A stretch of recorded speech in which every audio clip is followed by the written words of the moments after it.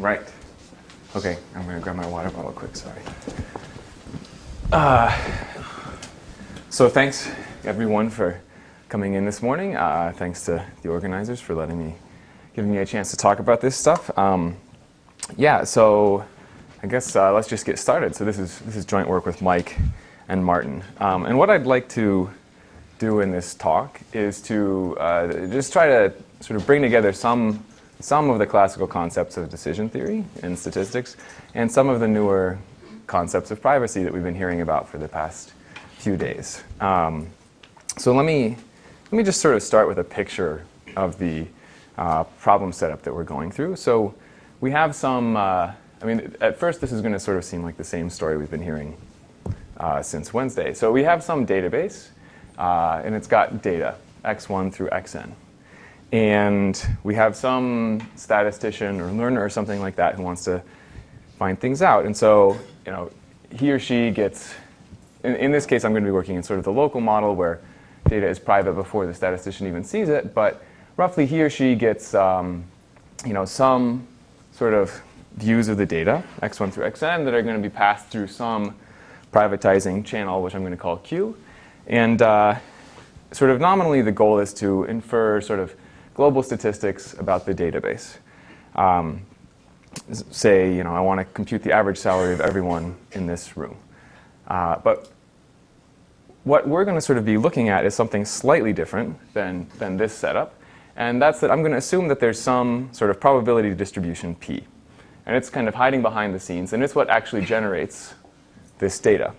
And now there's some statistic or some quantity, some parameter, sort of theta, which is a function of the distribution P. And this is what I'm actually interested in reconstructing.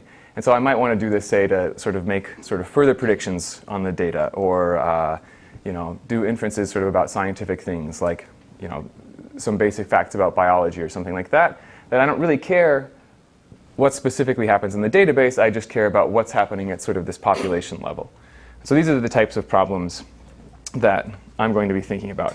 And so the picture is that this sample, x1 through xn, is not observed. I only get to see the zi's, these private things. And now the goal is, how do we infer this parameter theta? So that's going to be the setup we're working in. So sort of the standard thing, except we want to solve for this population thing rather than anything about the data itself. OK, so let me just now take a step back and sort of I'm going to get out of the privacy mode completely and go back sort of 30 years or something like that, just to the classical minimax theory and statistics. So here's, this is the same picture we had, except now everyone is trusting, because this is the 70s or the 80s, and everyone trusts everyone else, like I did when I was a baby. And I was a baby then.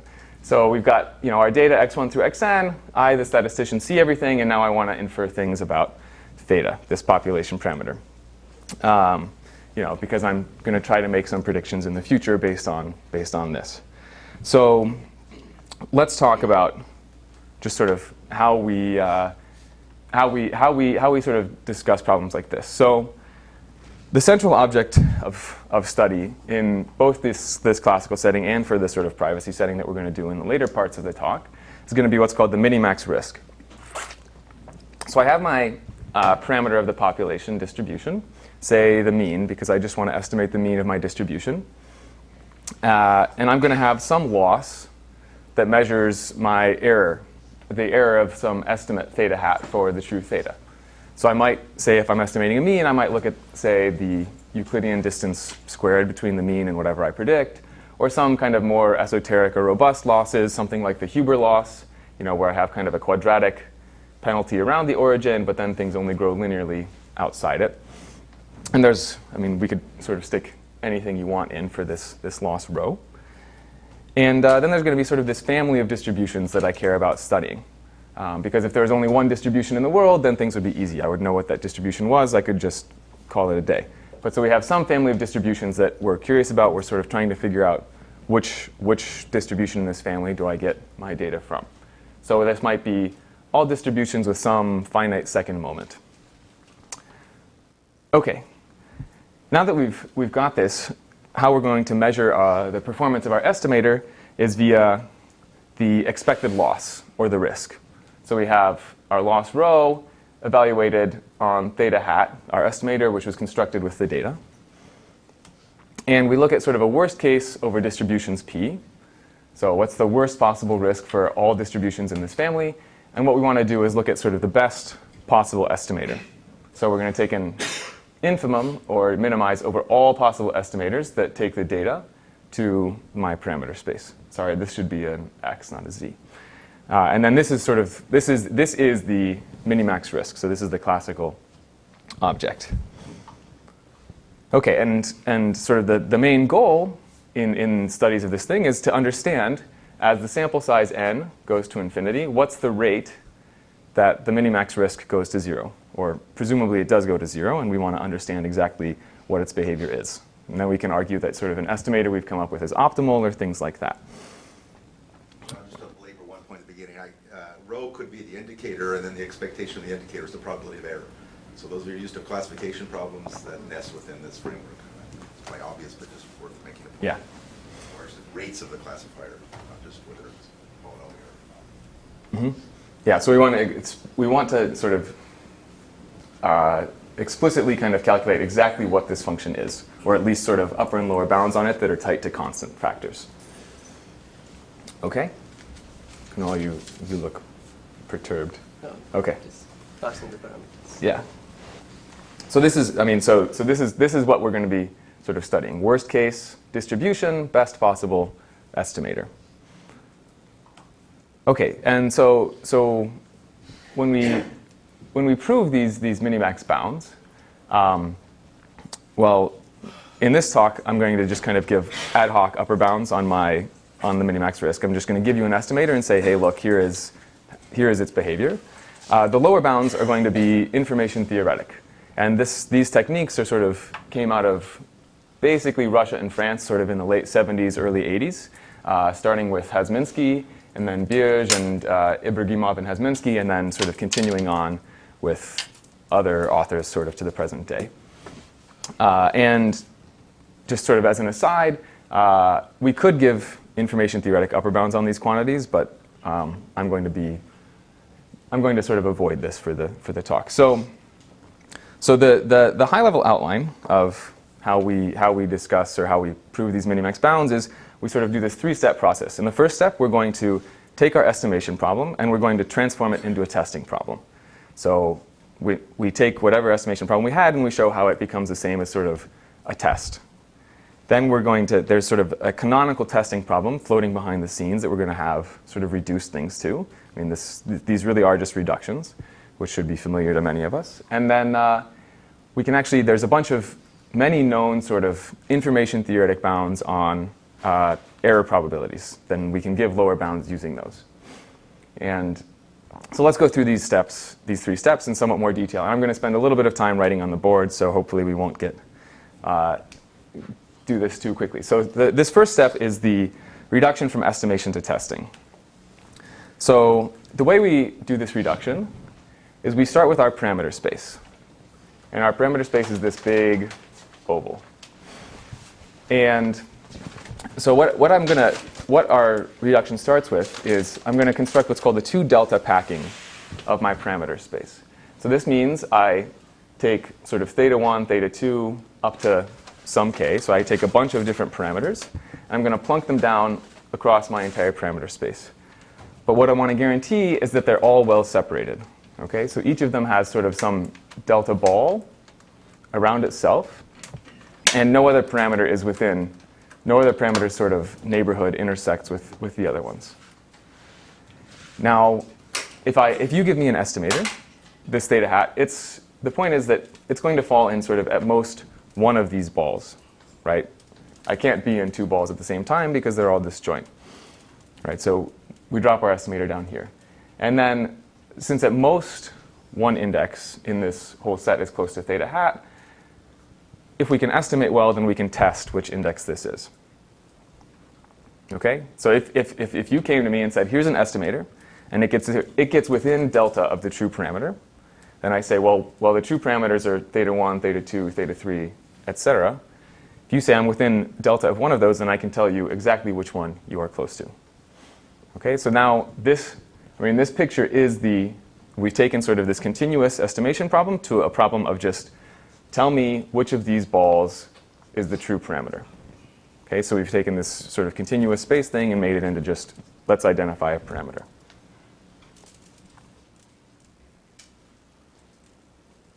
Okay, so once we have this, now we have sort of this canonical, what I'm going to call the canonical testing problem.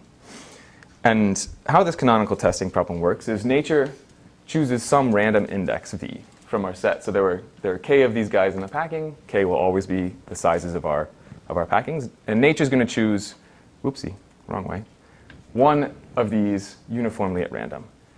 And then conditional on this choice, I'm going to sample the data, IID, from whatever distribution, whatever parameter is plunked down at that guy. And then I get this lower bound on the minimax error based on this. So let's actually do the sort of math. So we go through this not quite as awfully quickly as we would do. So if we think about the maximum error for our estimator, we have sort of the biggest, sup p in p, the biggest risk in our family of my loss, rho of theta hat and theta of p. But now, so certainly the maximum is bigger than the average, right?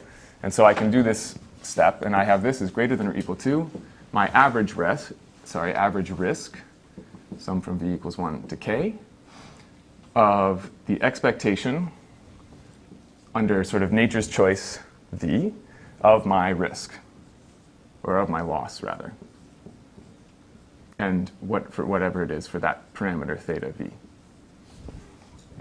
Okay?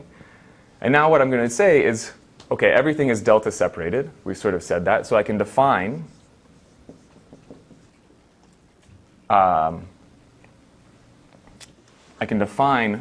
rho of delta. This is going to be sort of the minimal risk I have for things that are far separated. So this is going to be the min over all sort of theta in theta, and the min over v in my set of indices, sorry, not v in k, of the distance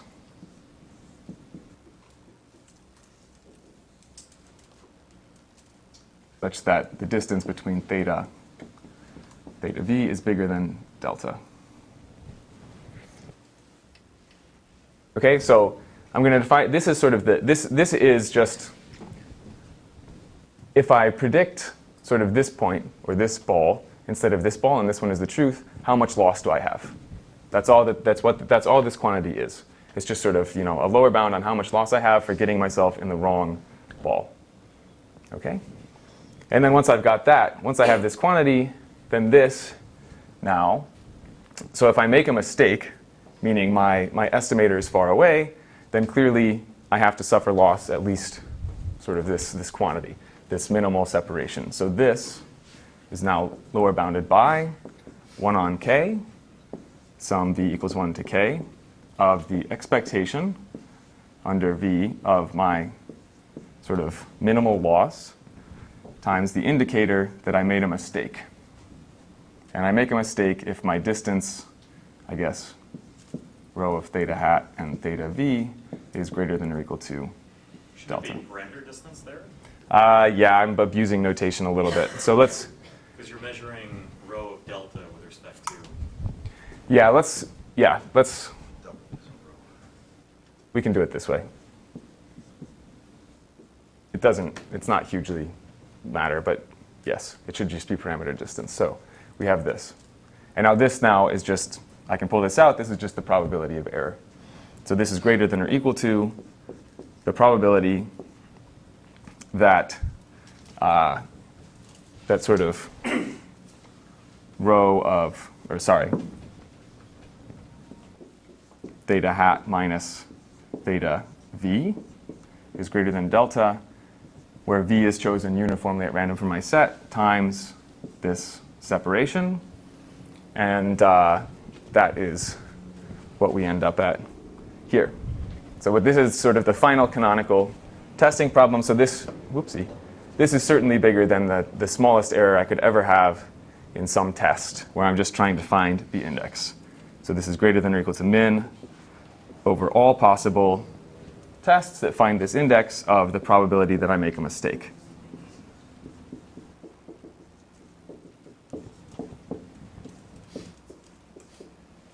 Okay.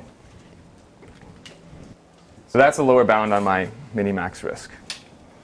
So now so this is our canonical testing problem. And now the whole rest of the goal is just, the whole rest of the scheme now is just to try to find lower bounds on this probability of error. Okay, any question? Mickey? Somehow it depends on the delta packing you have, right? Yes. So that somehow changes the picture of how you choose that? Or? Yeah, so the question is how do we choose sort of this radius delta in our packing? And there's lots of ways to do that. And I'm going to go through an example in a little bit where we actually sort of explicitly give lower bounds on this, and we'll see sort of what the scaling of delta that we're going to choose is. Okay, yes, Kunal. So just so I understand, so you're saying there's some distance in the parameter space that you pick so that it would be hard to test. Yes. Closeness, and you take the delta net with respect to that. Yep, And this rho of delta relates that distance to the loss that you loss care about. distance. Yeah, exactly. So, could you rephrase this as saying you're lower bounding the minimax risk by the Bayes risk on a finitely supported prior if they're the center of these balls? Yes, that's exactly what we're doing. We're sort of taking a minimax risk, and then we're giving it a lower bound by a Bayes risk, where the Bayes risk is uniform on the different spheres, if that makes things clearer. Yes, that's exactly what you could do. Okay, and then we have then sort of the third step is to give kind of classical bounds on these error probabilities. And because all we care about now is this lower bounding this probability of error. And there are many methods for doing this, but the two that we're going to talk about in this talk is the first is what's known as Lacombe's method. And what this says is that if I only have 2 points, so theta 0 and theta 1, then the probability I make a mistake, sort of the average probability I make a mistake, is bigger than 1 minus the total variation distance between the distributions that I'm getting information from. And this is just a calculation to show this type of lower bound. And then if we have sort of more than 2 sort of parameters that we're caring about distinguishing, then we can use what's known as Fano's inequality. And this is an information theoretic bound, and it says roughly that my probability of error is lower bounded by 1 minus this mutual information quantity plus this additional term divided by log k. So roughly what this says is that if I have k different centers, it takes log k bits to describe them. And I get some number of bits from my statistical procedure.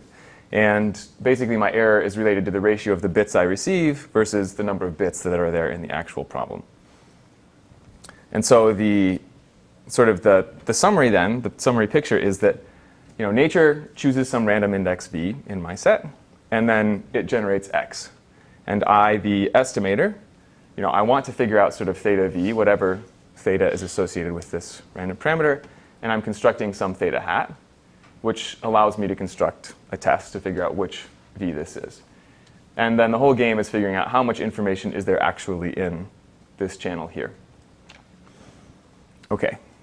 Kunal, So is what's this up? tight? I mean, the way you described it, it would seem it should be exponential in that, because if I have 10 bits missing, really I should have only 1 into 2 to the 10 probability of getting it right. This is tight. Yes, it is tight.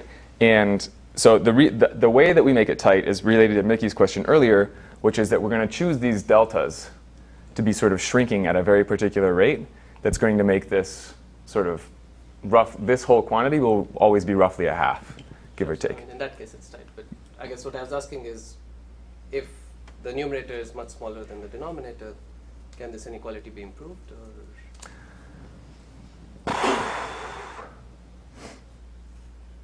I don't know. I mean, in general, this is tight, and it's unimprovable, but there may be, if you want to sort of talk about exponential inequalities, there are different ways to do this in information theory, where we can get sort of the right exponents and things. And I don't believe this gives you the right exponents. It just gives you sort of scalings. Okay. So let me Right. So basically the key when we're proving these lower bounds is to control these information theoretic divergences, either the variation distance between the distributions I care about or the mutual information in my problem. Okay. So let's do a quick example here of how we do this, and I'm going to do it just for sort of a very simple problem, and hopefully that'll make clear sort of what I'm doing in the rest of the talk.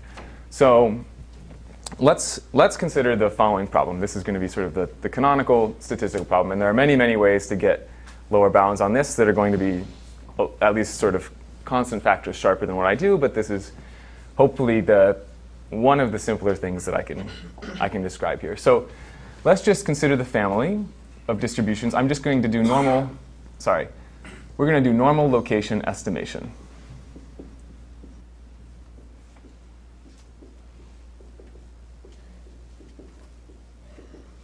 And so the family of distributions I care about is going to be basically distributions normal with mean, some mean theta, and variance sigma squared times the identity. Okay? Excuse me. So this is going to be my family of distributions, and now I want to understand how hard is it to estimate this theta. And so somehow the upper bound is simple, right? So and the upper bound we're going to get is just use the sample mean if I get n samples, and that's going to have e of theta hat minus theta squared is less than or equal to just sigma squared times the dimension divided by n. Okay, so this is presumably this is the right rate, and we'll see that it is. And now the question is, how do we show our lower bound? So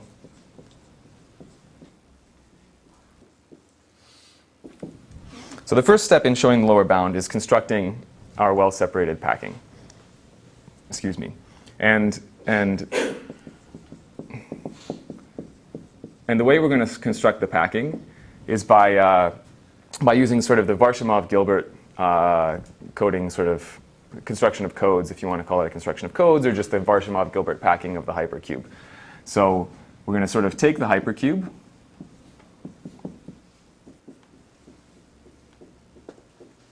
minus 1, 1 to the d, and there's a theorem that says I can take a large number of elements from this that are all very well separated, sort of on the order of d units apart. And so the Varshimov-Gilbert bound says I can take, there's a packing, which I'll call sort of U, which will be a subset of this hypercube, such that the cardinality of U is greater than exp of d on 8. I may get these constants wrong, but they're not going to be important. And if U and U prime are in this packing U, but they're not equal, then their distance, say, in L1 norm, is going to be greater than or equal to d on 2. So the sum of the coordinates that are different is going to be at least sort of on the order of d, the dimension. Okay, so I've got now this is going to be sort of the base of my packing, and now what I'm going to do actually, and we can see that there's sort of this exponential number of guys in this packing. What I'm going to do is I'm going to sort of scale them all by delta. So this is yes. GB bound usually depends on delta, right? What's that? On the radius of the packing. Which usually depends on the radius of the packing. Varshimov-Gilbert bound doesn't depend on delta. Not. It would, but I'm just fixing one right now. Okay. I'm only packing the hypercube. Yeah, so everything is sort of on the same order. Everything just depends on one. And so the way I'm going to construct my parameters now is I'm going to say, so now to construct my parameters,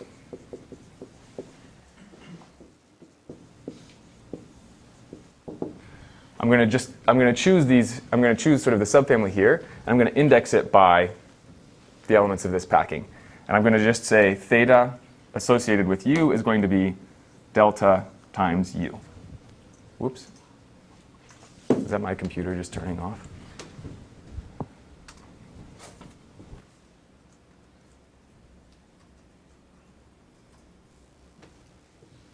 Okay, and once I've got this, now what we can see immediately is that the sort of separation of these different guys is going to be roughly of the order delta squared times u squared in L2 squared norm. Sort of theta u minus theta u prime in L2 squared will be bigger than or equal to delta squared times the dimension over, is that, I think that's correct. Yes, it's delta squared times the dimension. Because every time they're different, they're 2 units apart, I'm squaring it, I get 4, and that's going to cancel out these. Anyway, it's going to be on this order.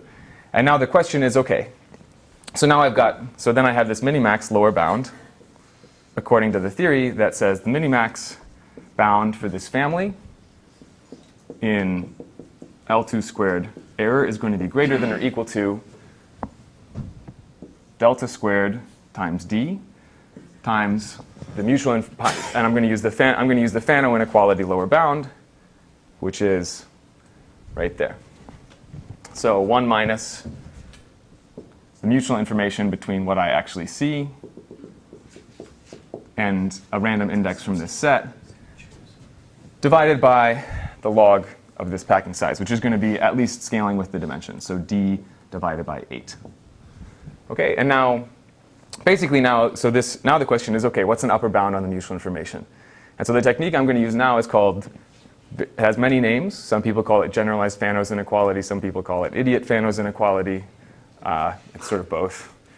But it's just a simple naive bound on this mutual information. And what we do is we say that, so now, so we're going to bound this information.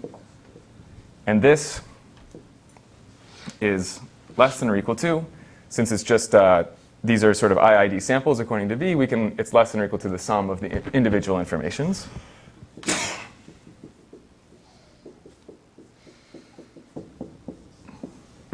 And now, what we want to do is give an upper bound on this quantity. And this is, I'm going to do that over here, so hopefully everyone can still see. We know that the mutual information here, this is equal to the KL, well, it's equal to 1 on sort of the number of elements in my packing times the average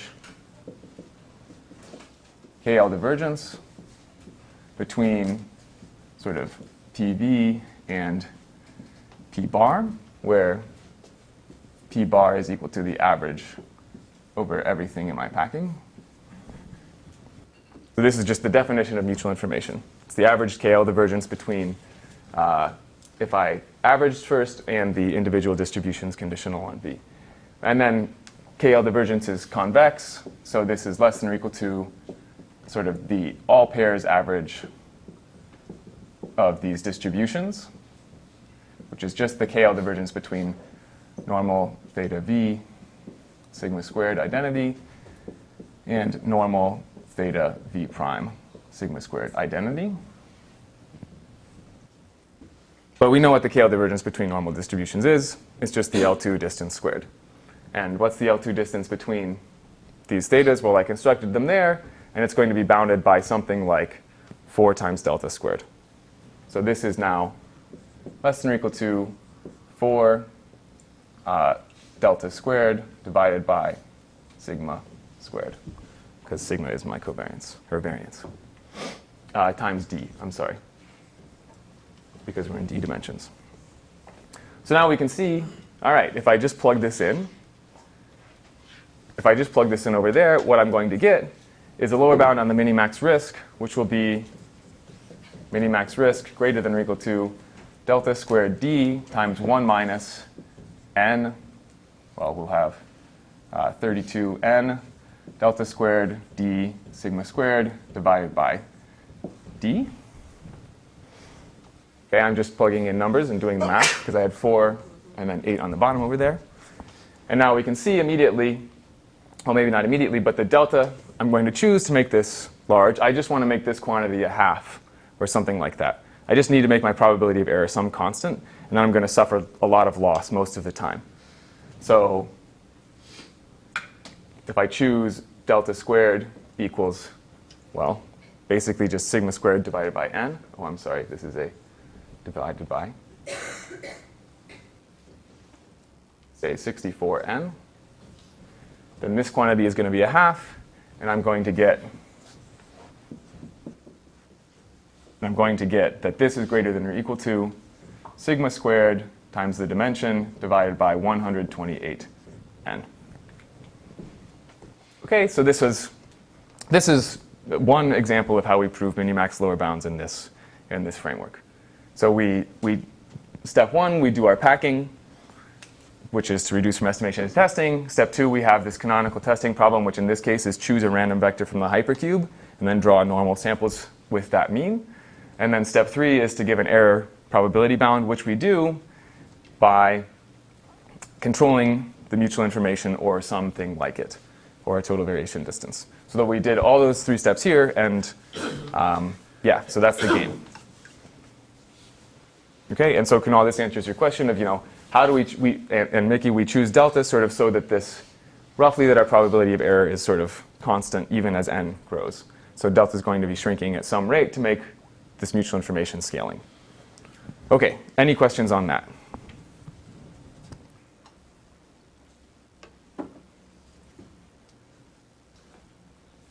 Cool. All right, so for the rest of the talk then, now we're going to jump back into the privacy land, and we're going to talk about what effects privacy has. And specifically what we're going to see is that privacy has very interesting effects on these 2 distances, on the total variation distance and on the mutual information here. So jumping back to our privacy picture, we have these, this is our picture. Here's me. I want to figure out things about this population parameter, and I don't get to see the actual data. So now this is just a minor tweak on this previous game that we've set up. The model of privacy that I'm going to be using for the rest of the talk is called local privacy. And local privacy means that basically the providers of the data don't even trust the collector, which you shouldn't trust me at all, because I will steal your data and sell it to people. And so the picture here is that our data comes in, x1 through xn, there's this barrier, it goes into the method or statistician, and out pops some estimator. And the notation, which I already set up a bit, is that we have this channel, x goes into this channel, which I'll denote by q, and out pops z, and that goes into the method.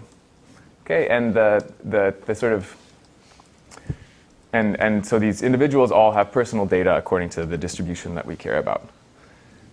And our estimator is now just a function of these z's. Okay, so we're going to use the definition that we're going to use differential privacy as our definition of privacy, which we are probably all familiar with by now. And so we're going to just say this channel is alpha differentially private if it has this likelihood ratio bound.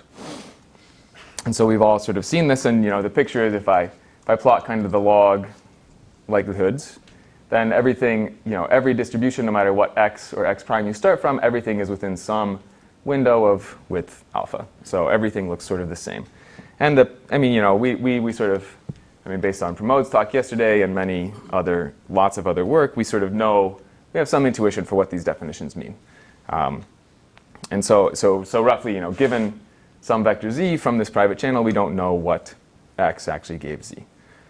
All right.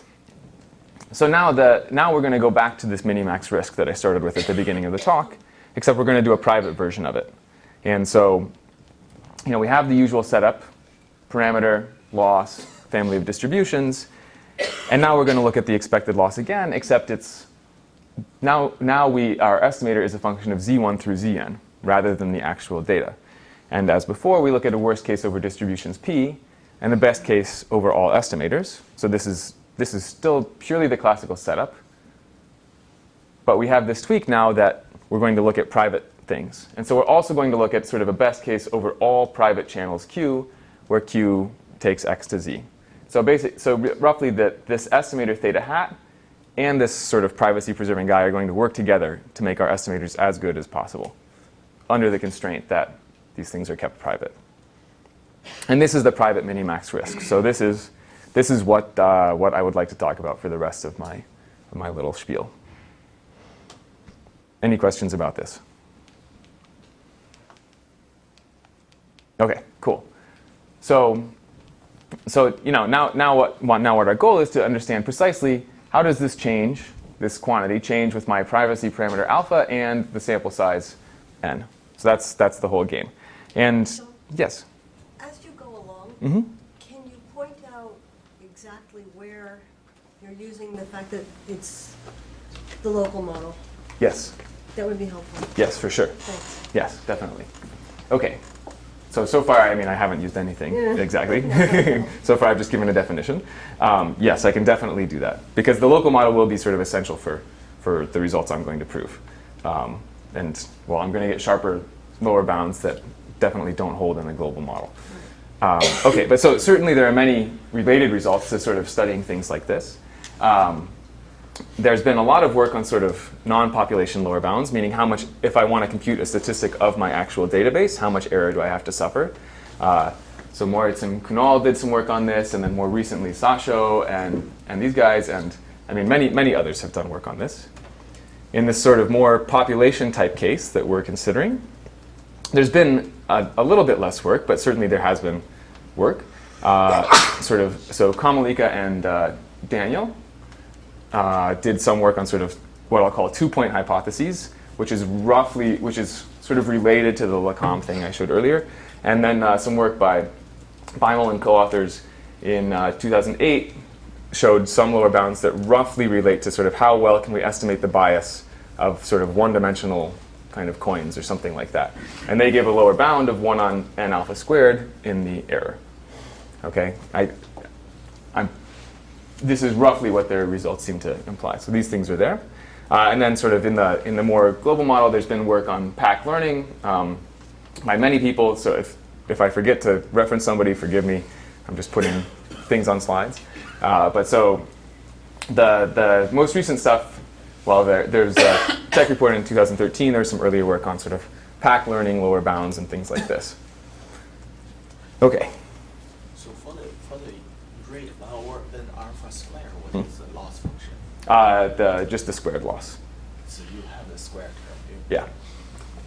This rate too fast. Oh, I'm sorry. No, the parentheses are in the wrong place. That squared should only be in the alpha. Thank you, Han. I'm sorry. Yes, that's a typo. Good catch. Yeah, right. This should go inside that parentheses. Okay, so there's certainly been work on this, and but we're going to just try to give a sort of this more information theoretic view on this. Kind of give basically just plug and play. You try and kind of turn your crank and get lower bounds. Okay, so in our papers on this, we have a bunch of examples: mean estimation, regression, convex risk minimization, or online learning, things like this, multinomial estimation, and density estimation, sort of non-parametric problems. I'm going to go through somewhat more carefully the mean estimation problem and the multinomial probability estimation problem in this talk.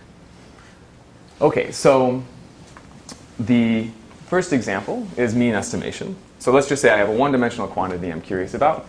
So I have some distributions, and I'm going to look at them with sort of k, all distributions with k moments, where k is going to be bigger than 2. I'm going to say that they're bounded by 1. So what I care about is the mean, and this is my family of distributions. Okay, so the picture, is that, so sort of the classical picture is, we have samples on the line, and we would usually just use the sample mean. Clearly, this is not private, and in the local model, what we're going to do, and this when we just use the sample mean, we have sort of an error, an L2 squared of 1 on n. And but in sort of this local privacy model that I have, we kind of need to add some type of noise to these parameters, to the sample, and then we're going to say re-estimate the sample mean based on that. And it's clear that we're going to have, a lot more noise in this estimator. I should point out that our assumptions on the channel don't say you have to add noise in any way. We're totally oblivious to the channel. You could use any privacy-preserving distribution you want. Our lower bounds will hold. And the proposition that we get is that this non-private minimax rate goes from 1 on n to 1 on n alpha squared to this power, which relates to the number of moments we have. Okay, so 1 on n roughly to the k minus 1 over k. So we go from sort of this parametric 1 on n rate to something that's not quite so hot. And this is definitely specific to the local model. Okay, and sort of as two examples, we can just do a calculation. If I only have 2 moments, then I go from a 1 on n rate to a 1 on root n rate. So I've sort of lost roughly, some very large proportion of my samples in this local model, if I don't have any kind of compactness. When I have compactness, meaning my random variables are bounded, say in minus 1, 1, then this is just 1 on n alpha squared, because I can make k equals infinity. Okay? But if there's one thing I want you to sort of remember this sort of scheme, this sort of scaling, n goes to n alpha squared. Okay, so second example, multinomial estimation. And this is sort of this classical problem. I'm going around, I want to estimate, I'm taking surveys, I want to estimate the proportion of people with some type of condition. So I get observations x in 1 to d, and I want to compute the probability that x is equal to j, for j from 1 to d. Suppose I want, the average salary of, I don't know, everyone in San Francisco. So I go around door to door and asking people to fill out these surveys. You can check the box, I either make 0 to 10,000, 10,000 to 20,000, etc. Then the standard estimator, which is just to count up the proportion of people who answer in each bucket, my error is, at least in L2, we can do this with other metrics, whatever metric you feel like. L1, we can do the same types of calculations. My error rate is going to be basically 1 on n. I can just, you just do a calculation, and it's going to become 1 over n. And the proposition that we have, which is going to be a consequence of our more general results, is that the non-private minimax rate goes from 1 on n to d, where d is the dimension, divided by n alpha squared. Okay, so we went from 1 on n to d on n alpha squared. And if there's anything to take away from this slide, I want you to sort of think of my sample size reducing from n. So originally I had n samples, and now I have n alpha squared divided by the dimension. And this is going to be true sort of in greater generality than just this, but this is the scaling we see. Okay. And the nice thing is about these things is we can actually we can identify optimal mechanisms. In this case, the optimal mechanism is just randomized response. Here's me filling out this survey of how much money I make. I don't need to keep this private. I'm a graduate student. I'll know exactly my salary. But if I go through this list, every box I'm going to flip a biased coin. If it lands heads, I'm going to lie. If it lands heads, I'll tell the truth. If it lands tails, I'm going to lie in that box. And so this is me refilling out this survey with lying. So, the data you might get is that I make $10,000 to $20,000, $20,000 to $40,000, and more than $320,000 per year. And it turns out that this is optimal. So it's going to attain sort of the lower bound, and the upper bound will match and be exactly at the right scale. Okay. So those are 2 examples done. Let's sort of take a step into this more general theory. And roughly the 2 sort of quote-unquote theorems, I put these in quotes because these are not formal in any way or rigorous, but essentially the effective sample size for almost any problem is made worse by at least n to n alpha squared. So you can't hope for better scaling than that. And when I say essentially any, I mean any sort of statistical problem whose minimax rate we know by information theoretic calculations, by something like this, or there are many others to which our techniques will apply. And for d-dimensional problems, the sample size, or the effective sample size, is going to scale as n goes to n alpha squared divided by d. So if you take sort of these sort of 15 or 16 characters are really all that you really need to take home from this. But let's now talk about how we actually show them. And this is where we're going to where it's going to be essential that we're sort of in this local model of privacy. Okay, so I've said, we sort of went through this reduction from estimation to testing to show minimax lower bound. So let's do this in this private case. So we have the true parameters and the distribution associated with them. The problem is going to be very challenging when my distributions are not very far apart. If nature looks sort of the same no matter what its true state is, then it's going to be very hard for me to distinguish them. So here are our two pictures. This is an easy world. This is very hard because I can't tell which distribution sort of nature has. Okay, so if I think about sort of the actual mechanism by which I'm getting information in this case, I can think of my samples Zi, these are the private guys, being drawn from this marginal distribution. So PV is the true probability distribution, but it's getting pushed through this channel Q. And what we have, this is sort of the first main theorem, is what I'll call a strong data processing inequality. And what this says is if I had two distributions P1 and P2, when they get passed through a channel to become M1 and M2, their KL divergences get shrunk by this factor of roughly alpha squared. Okay, so somehow the picture here is that P1 and P2 may be far apart in the beginning, but once they get passed through this channel Q, they fall right on top of each other. Okay? And it's very important that we get sort of this P1, P2 distance here, rather than just something like alpha squared or anything like that, because this is what will allow us to actually show the scalings in these population cases. And this is very local.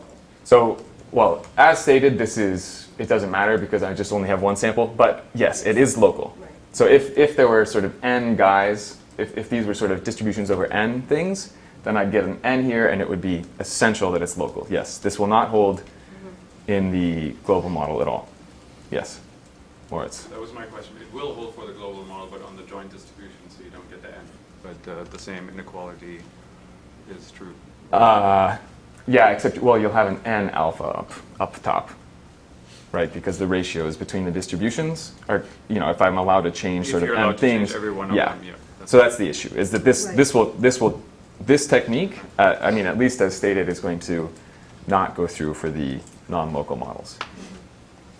And that's, I think, a very interesting open question, is trying to make these information theoretic arguments go through in the non-local case. And we have one or two ideas in that direction, but it's very But open. since we know we can do better in the global Yeah. model, then, okay. Yeah, no, and so you'd have different inequalities, and the question is, can you make them sharp? Good. And we don't know the answers to that yet. I have very, very sketchy preliminary things that they work for one-dimensional problems, but somehow we think that more than one dimension may be reasonable for things we care about. Adam, what's up? Yeah, so one question is, can you get this type of inequality for, alpha comma delta differential privacy? Yeah, that's a good question. It And seems like KL divergence would be tricky there. right. So for KL divergence, we cannot get this inequality. At least, we may be able to get something similar, but there's some technical issues that I don't know how to quite deal with. So that's a good question. We can sort of do it with, all I care about is sort of total variation distances, but with KL we can't quite get it. And KL seems to be important for dealing with larger than one sample. But that's a very good question. So there's a lot of things that would be worth, or that I would like to understand more, and maybe you guys would too.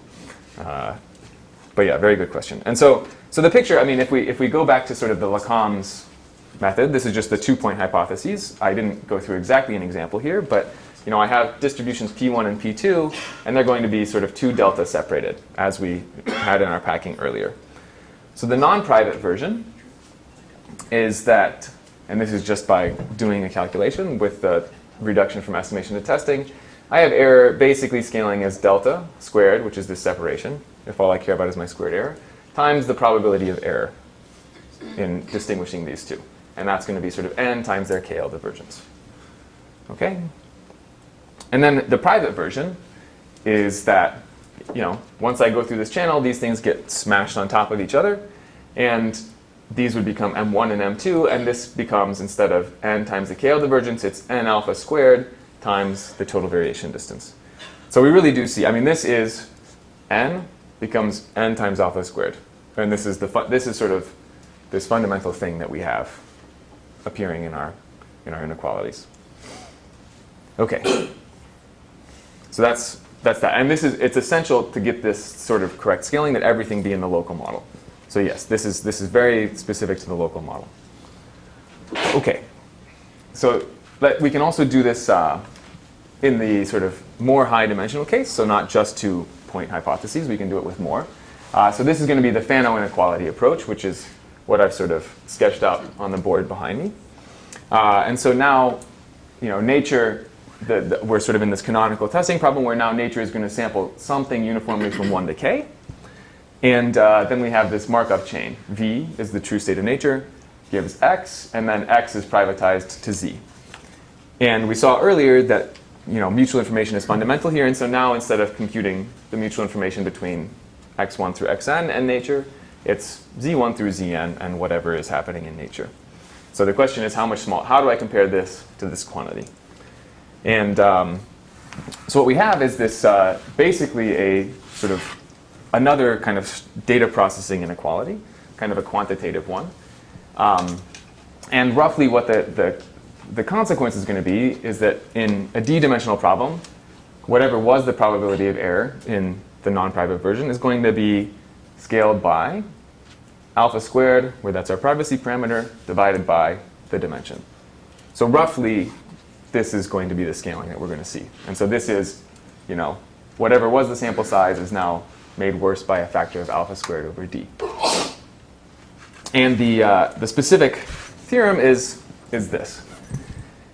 Is that for any non-interactive channel, meaning u per I data, and then it just goes through the channel, and the channel depends on nobody else, we have this kind of behavior. So the mutual information scales as n times alpha squared times this quantity, which at first glance looks kind of strange.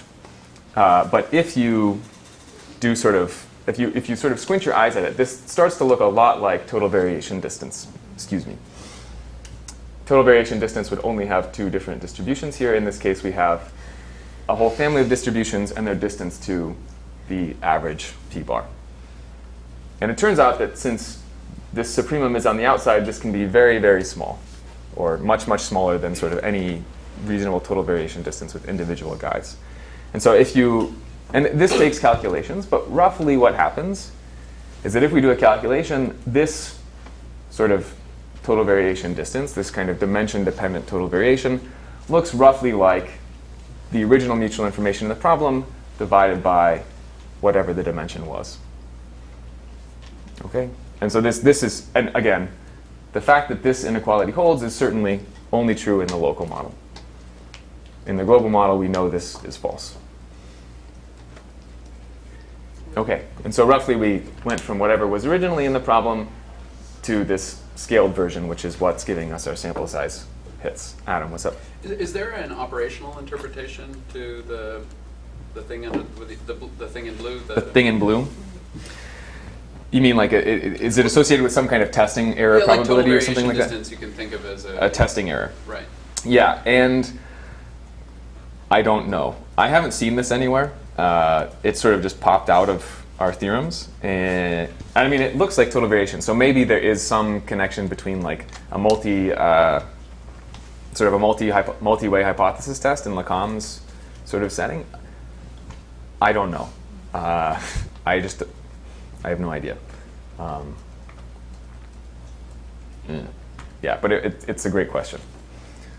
Okay, so now this is, so what we see really is that we have n goes to n alpha squared over d. So this is our thing. Okay, so let me just summarize. And actually, sorry, let me make one comment. What's interesting actually is if you look at the proof of these sort of bounds, we can actually almost explicitly construct what channel gives you the most information. And there's very specific channels that give you the most information. And it turns out that those we can then use in our upper bounds, sort of in deriving mechanisms, to sort of say this is going to be the optimal mechanism. And the optimal mechanisms often fall out of these lower bound proofs, which is kind of interesting. You can, you prove a lower bound, but it's sort of almost an algorithmic lower bound, because it kind of hands you, here is what you should be doing to actually solve this problem optimally. So I'm not just a pessimist. But anyway, Okay, so let me summarize. So very high level, what I've tried to do is make some connections between sort of the sort of decision theoretic minimax theory and, in this case, local differential privacy. We had sort of two main theorems, which were what I showed in the last 10 minutes, which bounded distances between probability distributions as a function of the amount of privacy that we provide.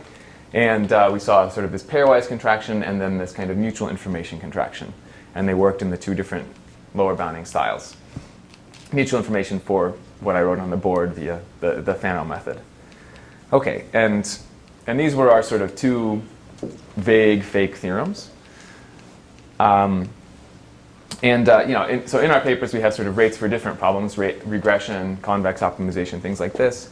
And it turns out that it's very interesting. There are sort of these dimension-dependent effects. So high-dimensional problems are effectively impossible in the local model. You're not going to be able to solve some sparse high-dimensional problem. Okay, and we can identify optimal mechanisms as well. Okay, so I hope, I think roughly we've sort of shown some kind of trade-offs between privacy and statistical utility. There's clearly lots of open problems here. Can we do this for other models of privacy, non-local notions, approximate differential privacy? There are sort of questions of, everything here was sort of, I knew what my statistical objective was at the end of the day. So now there's questions of, what exactly can we do to privatize databases and still make them useful in this framework that we've set up? We know that's going to be much harder, and the results will be worse. And you guys have done lots of work on that. So there's a post-print or pre-print, depending on what you think is pre or post, online on the archive. So I'm happy to take some questions if you have any more. Thanks for your attention.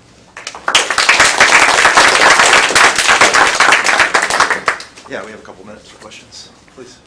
So the result of the effective sample size, I wonder, and to say generalizing to high dimension is hard, but if I do have high dimension data, but I'm asking for less ambitious goal, like I want L infinity in more error instead of L2.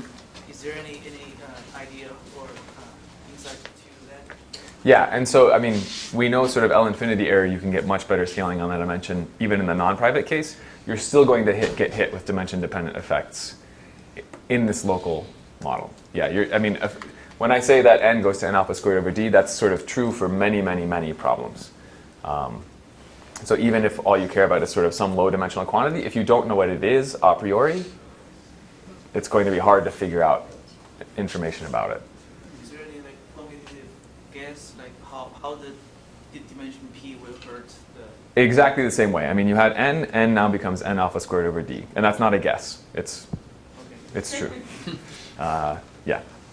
Anand. I guess, so for the randomized response mechanism, what's interesting is that you have flexibility in your procedure to choose the output alphabet. Yes. So now you're moving from, say, a list of salaries to, one salary level to lists of salaries. So there's a huge blow up in the output alphabet size. So the question is, can you say anything about what sufficient alphabet size is for an optimal mechanism, or sort of you have a lot of flexibility there in terms of what the person gets to report to the statistician the day after. Yeah, I don't. That's a good question, and I'm not sure I have any good answers. It sort of feels like it sort of feels like you should be able to do all of this with a very small alphabet because you're losing so much mutual information in your problems. But we haven't. There's some interesting connections between sort of the rates of convergence we get here and what one gets in bandit online optimization stuff.